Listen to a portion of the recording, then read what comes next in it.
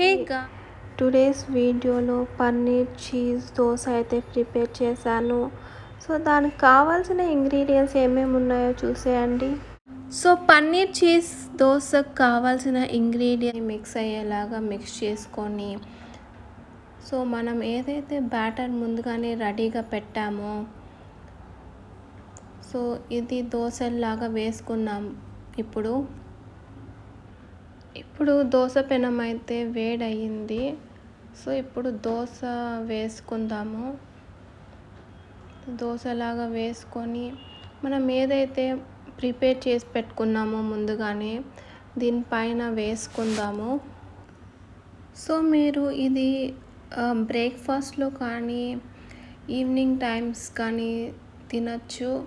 So చాలా బాగుంటుంది. రొటీన్గా దోశ చట్నీ తినే బదులు ఇలా పన్నీర్ చీజ్ దోశ చేసుకొని చూడండి. చాలా అంటే చాలా బాగుంటుంది. సో ఇలా పన్నీర్ పైన అంతా వేసుకున్న తర్వాత ఒక 5 to 10 minutes వదిలేయాలి. సో నెక్స్ట్ కొంచెం 1 tablespoon ఆయిల్ వేసిన తర్వాత సో మెల్లిగా దోశ అనేది తిప్పకూడదు, ఒక సైడే కాలాలి దోశ మొత్తం. సో ఇప్పుడు చూడండి పైన చీజ్ మొత్తం మెల్ట్ అవుతుంది. సో ఇప్పుడు మెల్లిగా ఫోల్డ్ చేద్దాం దోశ. సో ఇలా ఫోల్డ్ చేసి మనం సర్వింగ్ ప్లేట్లోకి అయితే తీసుకుందాము. గాయ్స్, పన్నీర్ చీజ్ దోశ అయితే రెడీ అయిపోయింది.